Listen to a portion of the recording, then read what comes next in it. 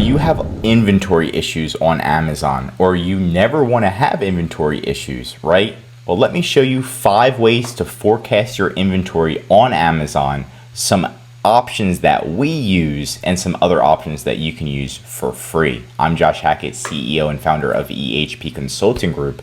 We're a multi-million-dollar Amazon consulting firm, and we can help you sell and succeed on Amazon. Let's dive into today's video.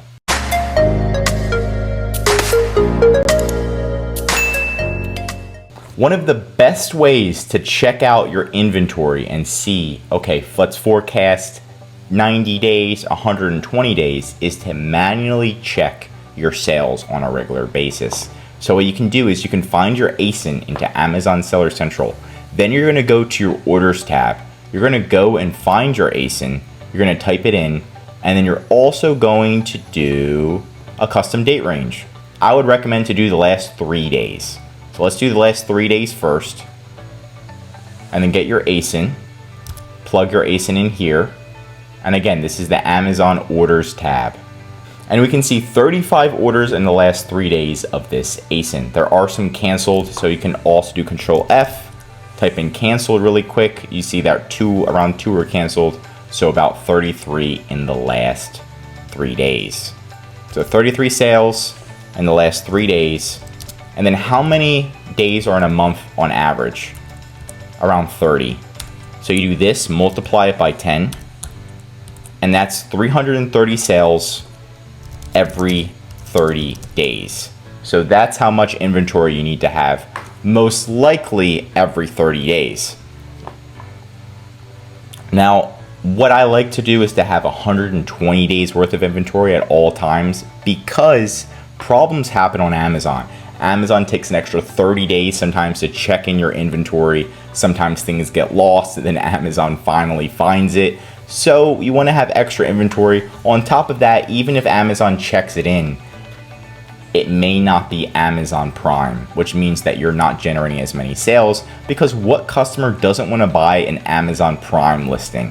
So you want to ship in your items early. So I always recommend 120 days worth of inventory. It used to be 90 days, but now we do 120. So what's that? You multiply this by 4. So you need around 1,300 units of inventory to not sell out of this item, right? Now we can also, how many sales are we getting per day? So you just do this divided by 3, and around 11 sales per day. So these all add up, and there you go for the historical data. If you want better data, you can always do the last 7 days, right? Or the last 30 days. Let's just see. The last 30 days, we got 405 orders. But again, it's January, so it's just past the holiday season as of making this video. So I put 330, but if we change it to 405, then you got 620. So that way you can look at different areas. I like the last 3 days, the last 7 days, the last 30 days. I'll do all of them and then try to determine which one's the best. And then factor in the holiday season if there's any other seasons coming up, right? Is the product a seasonal product? And we're gonna go over that in this video. But that's step number 1, is manually calculating your inventory. And let me go a little bit closer too so you can see this, but yeah. Number 2 is to use Amazon's restock tool. So Amazon actually has a restock tool.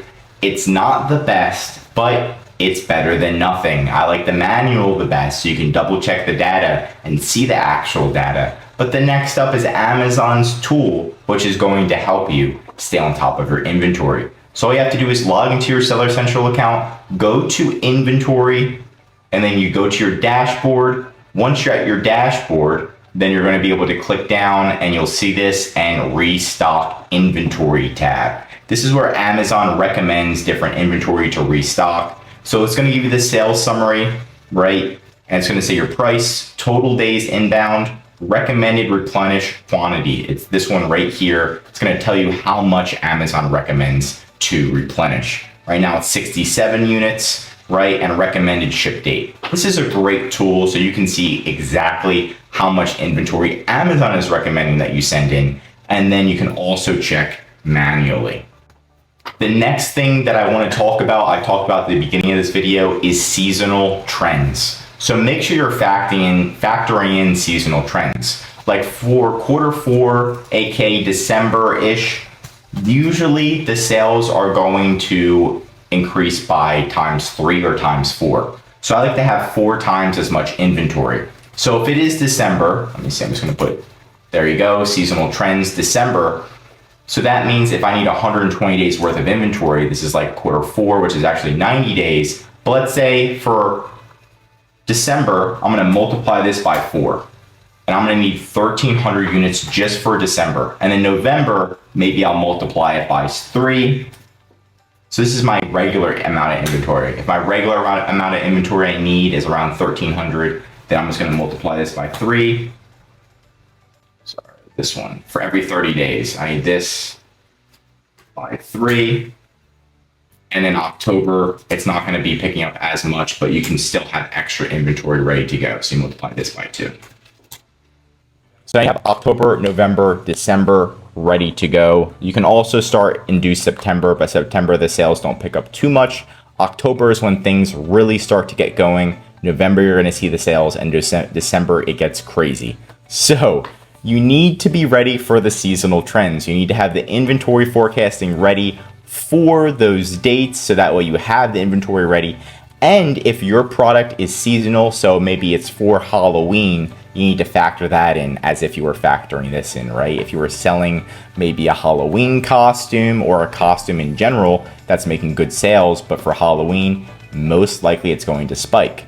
I sell a female enhancement supplement, and Valentine's Day is right around the corner. So for Valentine's Day, the sales for it may spike up, right? So those are the things that you want to think about. If your product could be for Mother's Day, for Father's Day, check out all of the holidays in the US and see what you can do and see what's going to happen during those seasons. But if you can't check out any of the seasons, always remember that for December, November, October, usually for about 90% of items, sales are going to increase by 4x for December, by 3x, and by 2x. So it could be higher than that, it could be lower than that, but this has been what we've been recommending to our clients since the beginning. If you like this video so far and you're learning something, please drop a like and a subscribe below. It really helps me grow my channel and give you more content back. I would really appreciate it. And I'll be dropping all new videos 3 times per week and then upping it soon so you can have the best strategies to sell on Amazon. I like to keep you up to date. Let's dive into the next topic. The next topic is collaborating with your suppliers. So one of our suppliers, what they do is they have an extra pallet for us. So we're really nice to them. We talk to them all the time, wish them a happy New Year's. And I haven't actually met them in person. They are in the US, but they always have an extra pallet of inventory ready for us that we can buy at any time, and they'll ship it to Amazon. So some manufacturers, what happens is you place an order and it takes them 30 days, sometimes even longer, to actually manufacture your inventory. Then it has to be shipped to Amazon, and by that point it's 45 to 60 days until it's finally up and live.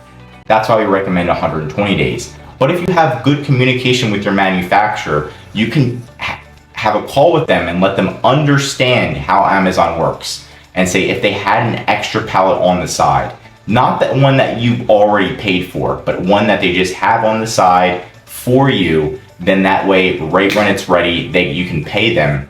And maybe you could pay them a little bit extra. Right now, our manufacturer just has an extra pallet for us ready to go because they know we're going to need it. So when they do the manufacturing process, they order extra materials because it's cheaper for them and they actually are going to make more money. So you can ask them that, if that makes sense, right? So if you're making one peanut butter and jelly every single day, but instead you make all of them for the entire week in one day, that's going to be easier for most people. And it's going to save time and energy instead of getting everything out again, cleaning all the utensils again. So it's going to save the manufacturer time and energy if they already trust you and they have that pallet ready to go. Also, if it takes 30 days for your manufacturer to create your items, you can talk to them and say, is there any way they can escalate it to 15 days to have a 15-day turnaround time? That's another way. Net 30 payment terms. Can they change the payment terms for you? It's always good to ask. Ask and ye shall receive. If you never ask, you won't receive. So connect with your supplier and see what you can do to make the process better and to speed it up. Even by 2 days is better than none. Last but not least is storing extra inventory at Amazon, especially for the holiday season. And this is where Amazon AWD comes in.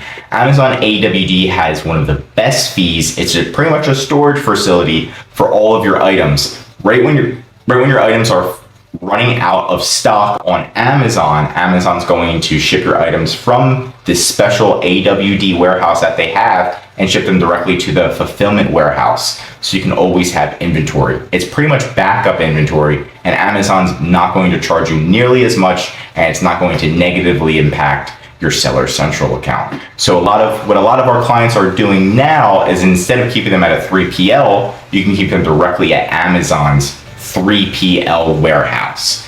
It's not as good as a 3PL, but it's awesome because you can track your inventory being sent to Amazon. You view your current inventory at this special distribution center. You can choose manual replenishment. So right when your inventory gets low at Amazon, you don't even have to look. Amazon will automatically ship it from this warehouse to the actual fulfillment warehouse, where the fulfillment warehouse, the fees are triple, as you know, for storage.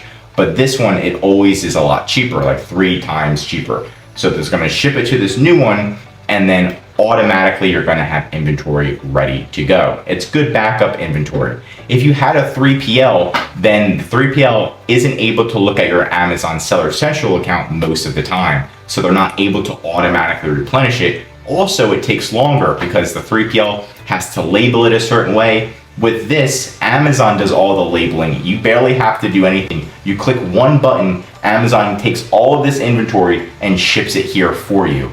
It is amazing. It's nice, it's fast, and it gets your items in a lot quicker. Instead of it taking 30 days during the holiday season for Amazon checking your inventory, this one usually takes 5 to 10 days. A lot faster, a lot easier, and you don't have to use a 3PL. Everything's through Amazon. And keeping everything through the same platform does make it a lot easier, especially if something gets lost and all that good stuff. And you can track shipments to your fulfillment center. So it'll tell you the shipment data from the AWD, which is the Amazon warehousing and distribution center, to your actual fulfillment center.